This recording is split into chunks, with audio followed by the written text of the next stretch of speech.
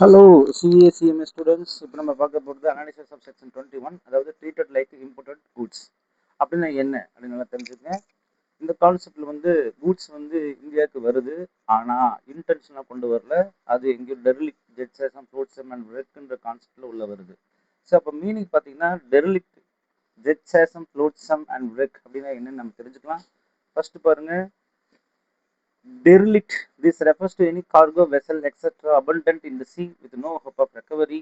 அதாவது இது என்னன்னே தெரியல, ஓனர்ஷிப் யாரும் கிளைம் பண்ணல அப்படிங்கும்போது டெர்லிக்ட்னு சொல்லிடுறாங்க. ஜெட்சேசம்ன்றது வந்து this refers to goods jettisons from the vessels to save her from sinkings. கப்பல் மூழ்கக்கூடாதுன்னு அழுகக்கூடிய பொருளை தூக்கி வீசுறது. Flotsam, jettisons goods which continue floating in the sea. வெளியே அப்படி வீசிய பொருள் வந்து மிதந்துட்டே இருந்த ஃப்ளோட்ஸ்னு சொல்றீங்க. ரெக் அப்படிங்கும்போது this refers to cargo or vessels or any property which are cast ashore by tides after ship wreck. சில ஷிப்பு வந்து மூழ்கின உடனே அதுலேருந்து அதில் ஆக்சிடென்ட் ஆனதுக்கப்புறம் வெளியே ரைட்டு வரக்கூடிய பொருள் அது வந்து கரை சேர்ந்துடும் அப்படின்னு சொல்கிறாங்க.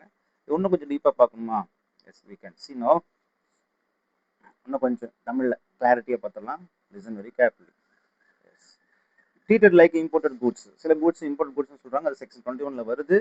சாதாரணமாக இம்போர்ட் பண்ண கூட்ஸ் மட்டும் இல்லாமல் கடலிலிருந்து இந்தியாவுக்கு வந்த சில அபண்டன்ட் கூட்ஸுமே நம்ம இம்போர்ட்னு கன்செப்டில் பண்ண சொல்லுவாங்க. அதனால் இது கஸ்டம்ஸ் டியூட்டி அப்ளை ஆகும். யார் இது கிளைம் பண்ணாங்களோ அவங்க தான் கட்டணும். நல்லா புரிஞ்சுக்கணும்.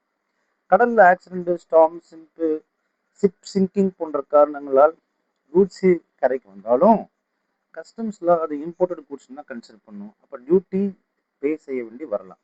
அப்போ ஒரு கேள்வி, சார் டெரிலிக்ட் அப்படின்னா என்னங்க சார் அப்படின்னு பார்த்தீங்கன்னா, கடலில் அபண்டன் செய்யப்பட்ட ஷிப் அல்லது கார்கோ என்னன்னா ஓனர்ஷிப் யாரும் கிளைம் பண்ணல, அப்போ ஓனர் ரெக்கவர் பண்ண முடியாது என்று விட்டு சென்ற கூட்ஸ் தான் அது அபண்டன் கூட்ஸ்.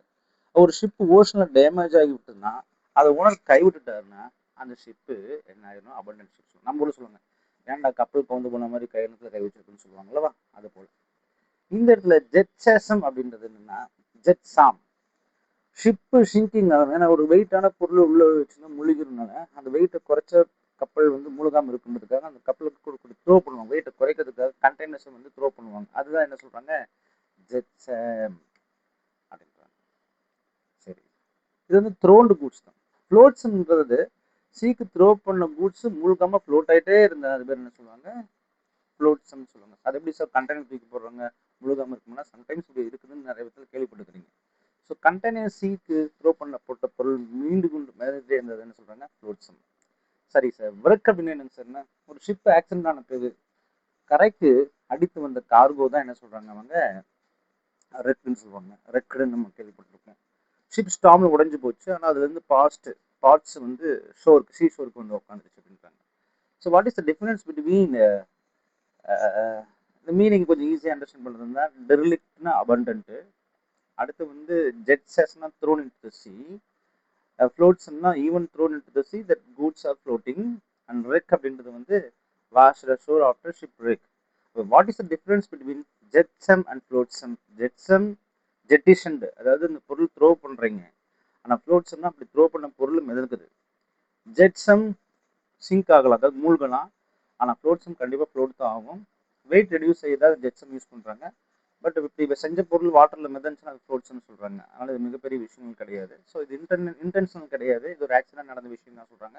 ஸோ அதனால் இது கண்டிப்பாக இம்போர்ட்டட் குட்ஸ் ஏதாவது ட்ரீட்மெண்ட் பண்ணுன்னு கேட்டால் yes, this should be consider as imported goods. இதுலேருந்து ஒரு மாற்று கருத்துமே கிடையாது. Thank you students.